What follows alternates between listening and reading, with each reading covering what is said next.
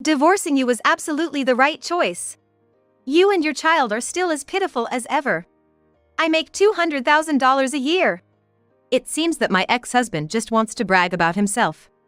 He doesn't even try to ask about our situation. Oh, by the way, let me introduce you to someone. Hey, come here, this is my new wife, Harriet. He introduced me to his new spouse. What on earth is he thinking? Oh, that's it. Are we done here? Well then, bye-bye. Wait a minute. As I try to leave, my ex-husband blocks my path again. Hey, are you just jealous because we look happy? Just because you're poor doesn't mean you have to be so twisted. You'll end up even more miserable, you know? My ex-husband decides on his own that I'm unhappy. I'm past being angry and now just feel disgusted. While I remain silent, my ex tries to say something else, but my son Johnny interrupts. Mom, can we fire this guy? Huh? My name is Lisa, and I am now 42 years old. I married George, my coworker at the same company, when I was 26. I continued to work after we were married but quit when I became pregnant. Later, our son Johnny was born. Now that my son has turned 7 and started elementary school, parenting has settled down a bit. I thought it might be time to start working outside the home again, so I talked to my husband about it. He agreed right away, seemingly waiting for me to suggest it. Certainly, he probably thinks it would help our household budget if I started working, but he's been rushing me about it. Have you found something yet? Not yet. I'm looking carefully. Just find something. He seems to want me to work no matter what. And when I say I'm looking for a part-time job, he suggests, if you're gonna work, why not full-time? If it seems too much, it doesn't have to be 5 days a week. How about 3 days, 8 hours each? Johnny's not completely hands-off just because he's in elementary school. He comes home early, you know. But my husband insists. Johnny can go to after-school programs. Full-time, 5 days a week would be best, he keeps recommending. He seems to want me to work long hours. I can't complain since I was the one who said I wanted to work, but I haven't worked in years, so I'm nervous. Ultimately, I'd like to get used to it gradually even if I do work full-time. I feel bad quitting if I find it too hard after trying. So, for now, I've decided to work part-time, about 20 hours a week. My husband complained that full-time would be better right away, but he reluctantly agreed when I said I'd consider it if I could handle it. I didn't think he'd care so much about our finances. I honestly found him a bit nagging about my job search, but I was also pleased. Better a spouse who considers the finances than one who's unconcerned about it, especially for a long-term relationship. But I would later realize this perception was mistaken. A few months after I started my part-time job, a message came to my phone. Wondering who it was, I checked and saw a very familiar name. It was my former colleague. And also my husband's current colleague. I thought it had been a long time and casually read the message. Then I was so shocked by the content that I raised my voice. What? What does this mean? This must be a joke. Long time no see. I saw your husband the other day, looking very friendly with some woman. I thought he might be cheating, so I sent you this message. The message was informing me of my husband's affair. It even thoughtfully included pictures. I was deeply shaken. The person in the photograph was clearly my husband, and the woman he was arm in arm with was a stranger to me. Even if it was a woman I knew, being arm in arm like that would be totally wrong. As I was reeling from the shock of the photographs, another message was sent. This woman is actually the division manager's daughter. She's an employee at our company, so she of course knows your husband's married. They're so brazen, aren't they? I wonder if all young folks are like this now.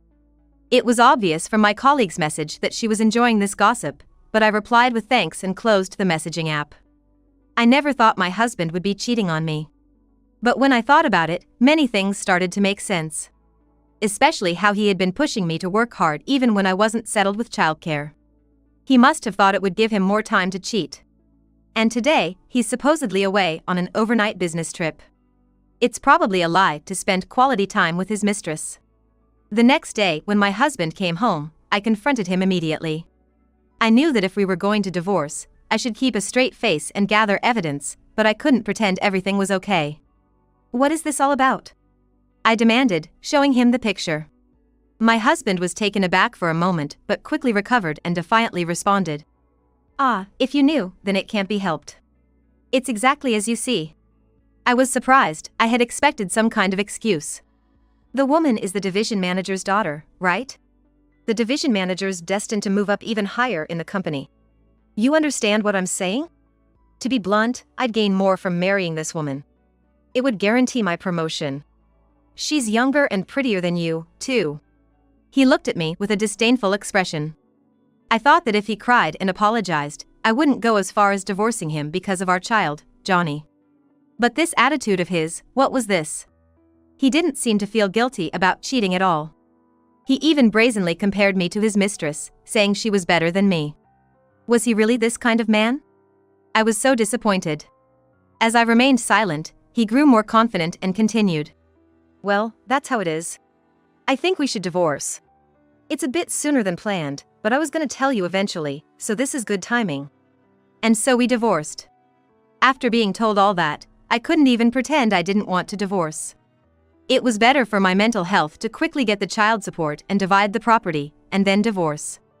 He paid the child support at the amount I asked for, and he gave me almost all the property. Naturally, I got custody of Johnny. He was planning to marry the division manager's daughter, so he seemed to feel that a little money was no big deal. When he left the house, he left with the parting words. Do your best to scrape by. Raising a child on a single income won't lead to wealth. Unlike you, I'm joining the ranks of the rich. The division manager's family is wealthy, after all. We probably won't meet again, so struggle on at the bottom. Those were unbelievable words for a man who had a child of his own blood. I was relieved from the bottom of my heart to be rid of such a man. Although I felt relieved mentally, daily life was indeed hard. Even though I had received child support and property, I didn't have much savings, so I needed to work hard from now on. Working part-time alone just wasn't enough to get by. In the end, I had to quit my part-time job and started working full-time. I feel bad for Johnny, but after he finishes elementary school, I'm going to have him go to after-school programs on his own. Unexpectedly, I found myself working full-time, and everything became challenging all at once. When I come home from my unfamiliar job, I have to do all the housework by myself. My life has completely changed from before. Time flies by, as I'm too busy every day. Before I knew it, 7 years had passed since my divorce.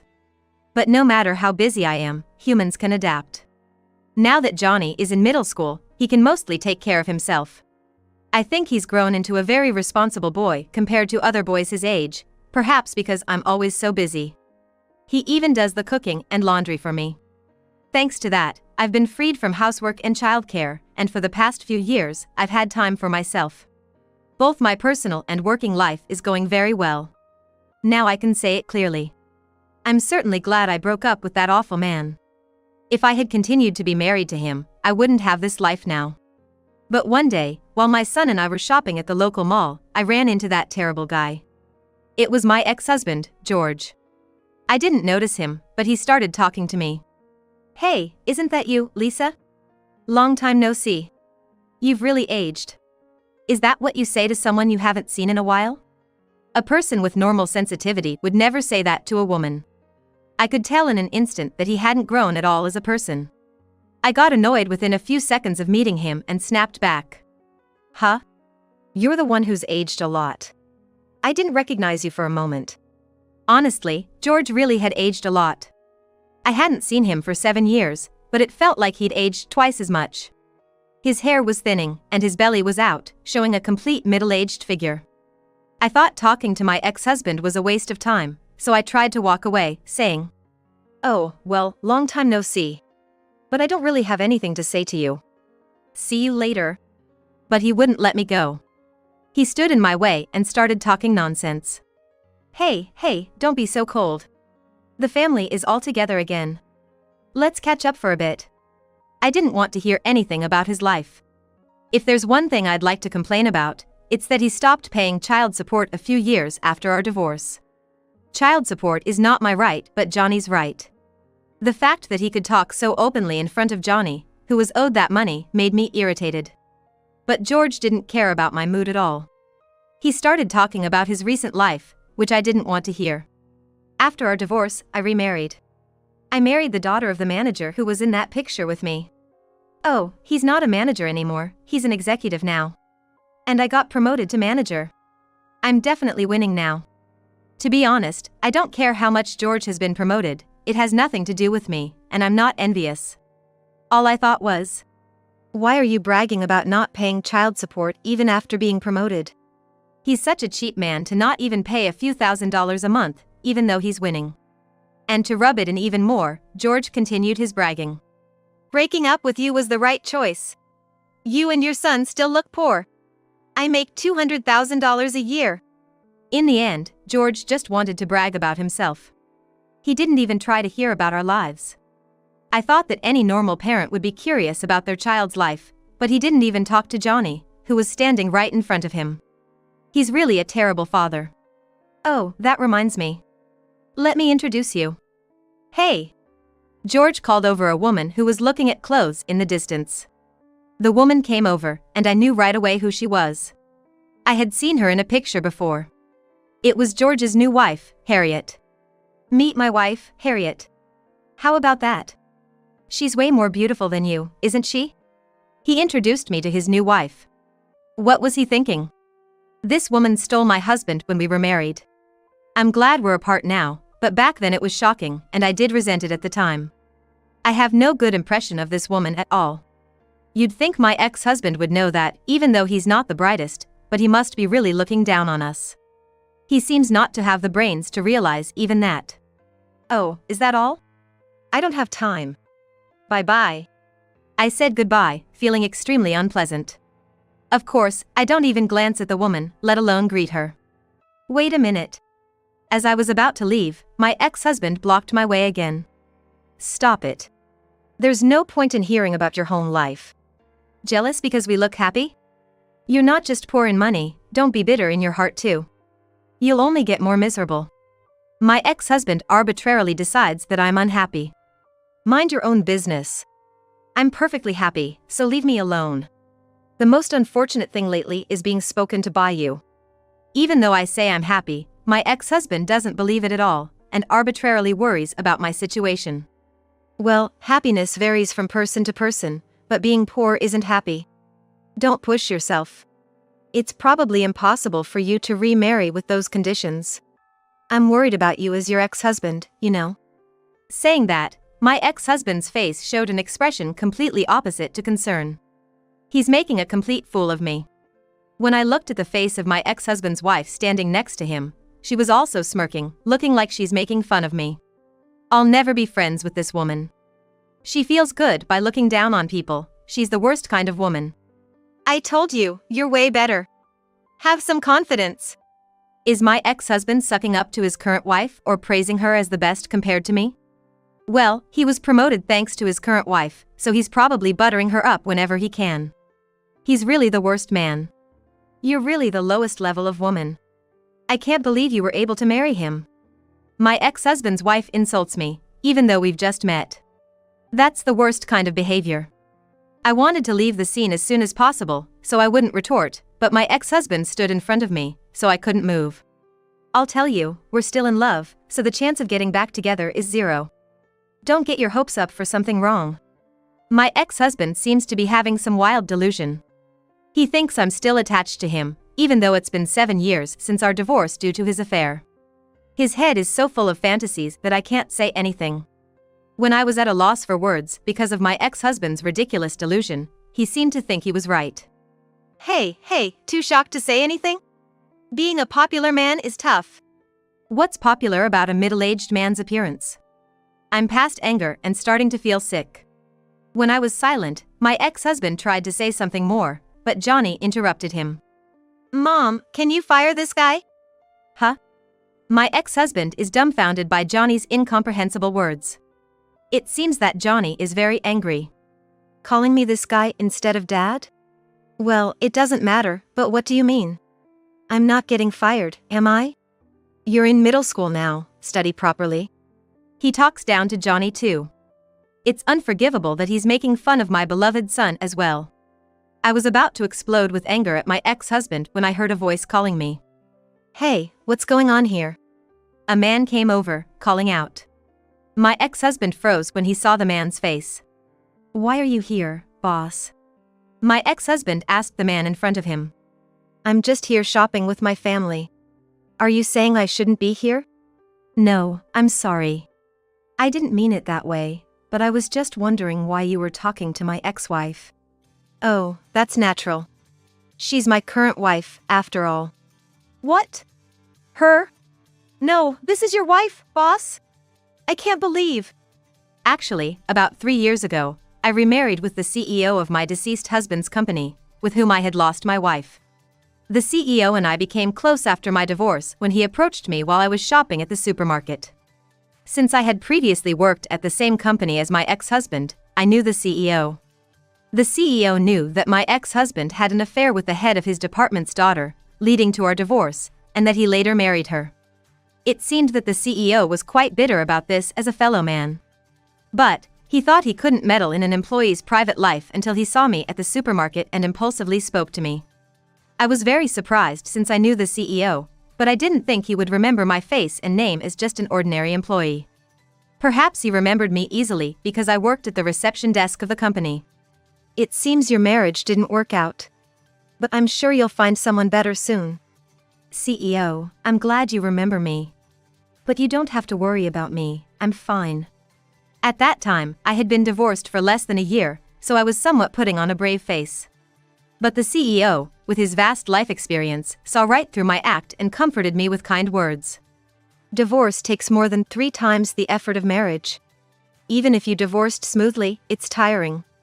I've never been divorced, but I felt utterly unmotivated when I lost my wife to death.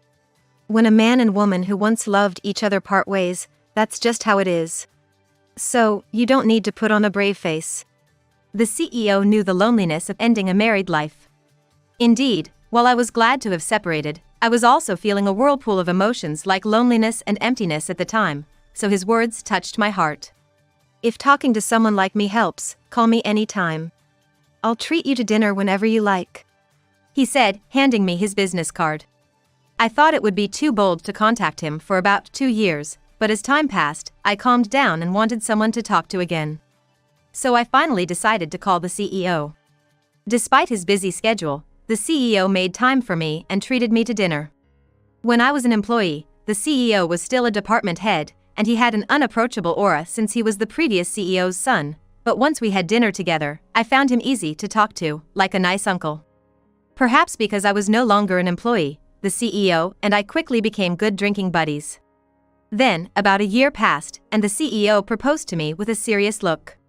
"You're kidding, Steve. Don't joke like that." I was told while drinking, so I thought it was a joke, but the CEO was serious. "At first, I wanted to encourage you after your divorce, but being with you really calms me down. I haven't felt this way since I lost my wife. Honestly, I feel like I'm the one being healed now. If you're willing, let's spend the rest of our lives together. Give me a day to think about it," I said and consulted with my son. "I don't mind. You should decide based on whether you like him or not, Mom." Since there was no particular opposition, I decided to marry the CEO. To be honest, I liked him. I thought he was just a drinking buddy, but I also felt truly healed when I was with him. We both felt comforted, so I thought there was no obstacle to living together. And when I heard the story about the president's deceased wife, I really understood that he loved her. Every time I heard that story, I thought how happy I would be if I could marry someone who loved me like that. To be honest, I even felt a little jealous of his wife. And so, we became a happily married couple. The president really dotes on my son, Johnny, as if he were his own. Perhaps it's because the president had no children with his previous wife, but they get along so well that they look like real father and son. I truly am happy now, just as I told my ex-husband. My ex-husband's face turned pale, trembling, when he heard that I married the president. He never expected the husband of his poor ex-wife, who he looked down upon, to be the president. "Dad, this man was mocking Mom. Fire him." Johnny tells the president about my ex-husband without mercy. "Idiot, no Johnny, what are you talking about? We were just chatting." My ex-husband tries to smooth things over, but it's clear to the president. "You have a tendency to look down on people in the company. Johnny is probably telling the truth. I've heard some bad rumors about you from your subordinates." I think I'll investigate this, so be prepared. I never thought the president would take Johnny's words seriously and investigate the misdeeds within the company. The ex-husband apologizes to the president. I'm sorry, I might have been a bit harsh on your wife.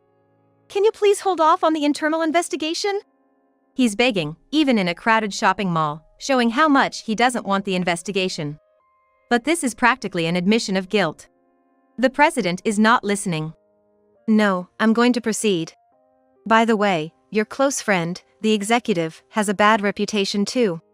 I'll investigate you both thoroughly. Upon hearing this, the ex-husband's wife also apologizes. No. It's fine if it's just him, but my dad has nothing to do with it. If you must do it, please do it to him only. Hearing that line, my ex-husband started arguing with his wife on the spot. What do you mean? You're planning to abandon me? Don't joke around. There are plenty of men like you. Of course, my dad is more important. It's said that one should not interfere in lovers' quarrels, and it's completely shameful. We don't want to be associated with them, so we ignored the arguing ex-couple and left the store. Those selfish people will probably have trouble from now on. It's their own fault, though. The president immediately organized a team to thoroughly investigate my ex-husband and the executive's work the next day. And oh, the things that came out: harassment of subordinates, countless verbal abuses, and favoritism. And worst of all, forcing clients to entertain them. It was an astonishing number, happening over many years. Abusing one's strong position to demand entertainment is totally inappropriate. In an era far from the old days, this attitude of exploiting their position for their own gain is completely out of line. My ex-husband and the executive were demoted and sent to a branch office in Nebraska. They probably knew this would happen, so they apologized again and again in the shopping mall. This means they knew they were doing wrong. Knowing and doing it anyway makes it malicious. They'll probably never get promoted again. According to the president, they both ended up resigning from the company. They were probably afraid of retaliation from the employees they had harassed and were now ordinary workers. However, it didn't end with just quitting. They were sued by the employees they had harassed. Since they were disliked by almost all the employees, there was a lot of evidence, and they completely lost in court. They were charged with enormous compensation and ended up in debt. The ex-husband's wife, whose family became poor, seems to have blamed her husband, and their marriage turned sour. They ended up divorcing soon after. Every day they argued, and the ex-husband took it out on his wife, so she might even sue him for damages, and the situation could become a legal quagmire. Seeing the downfall of my ex-husband makes me realize that it's best to live honestly and sincerely in this world. I was able to conceive a child with the president. I'm 42, so it's a late childbirth, but a healthy baby was born, so I'm relieved. Johnny seems very happy to become a big brother and takes good care of the baby, even feeding the baby milk every day. Steve is talking ahead of time, hoping that Johnny will grow up and help build the company.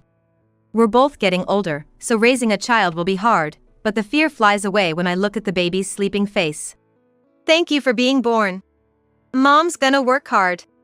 I think as I face the day.